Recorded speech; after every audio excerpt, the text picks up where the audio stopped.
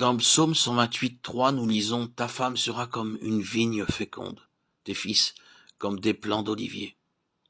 C'est une belle image qui exprime comment nous nous soumettons à la discipline du Seigneur Jésus-Christ en tant que membre de son corps.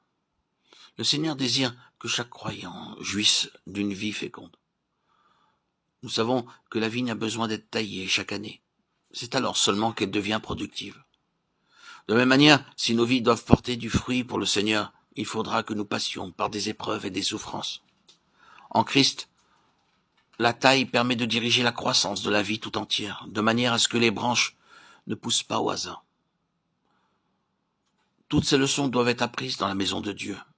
Le verset 5 dit « L'Éternel te bénira de Sion, et tu verras le bonheur de Jérusalem. » Sion désigne l'Église céleste, et Jérusalem, l'Église sur cette terre.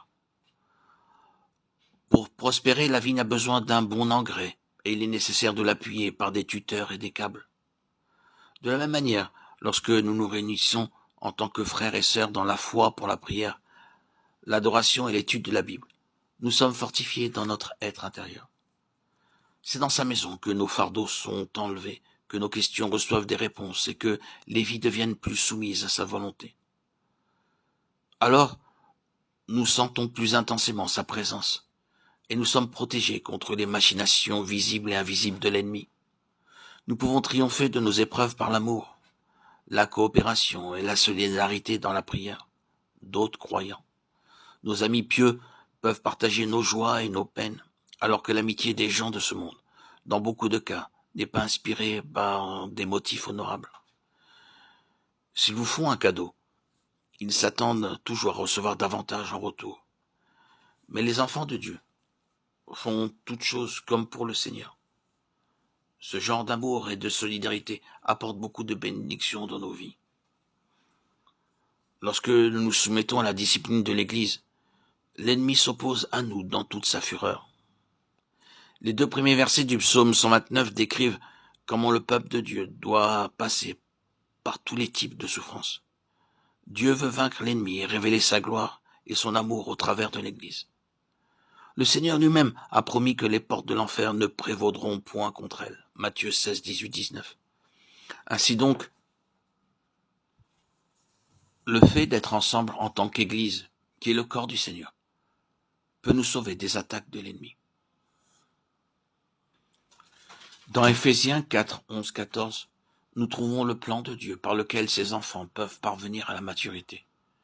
Dieu accorde un don quintuple à l'Église, à savoir des apôtres, des prophètes, des évangélistes, des pasteurs et des docteurs. Au travers de leur quintuple ministère, des âmes naissent de nouveau et sont amenées à la stature parfaite du Seigneur Jésus-Christ.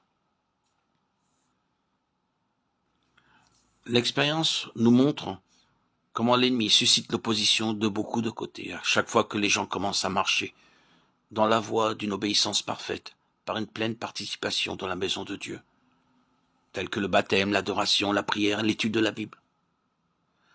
Pour reprendre les paroles du psalmiste dans le psaume 129, 2, il essaie d'affaiblir nos mains par une fausse propagande et entreprend beaucoup d'autres choses pour entraver l'œuvre de Dieu. Pourtant, si nous nous confions réellement en Dieu et si nous ne prêtons pas garde à leurs paroles ou leur activité, le Seigneur continuera à agir pour nous et les confondra. L'ennemi chutera. Il ne pourra rien faire contre nous.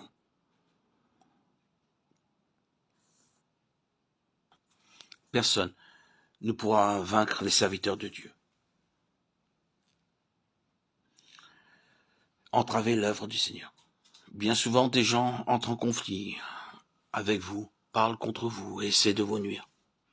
Confiez-vous alors à Dieu. Ne vous signalement de leurs propos. N'essayez pas de vous venger d'eux en aucune manière. Qu'il vous suffise de penser que leur propre crachat retombe sur ceux qui s'en prennent à la lune.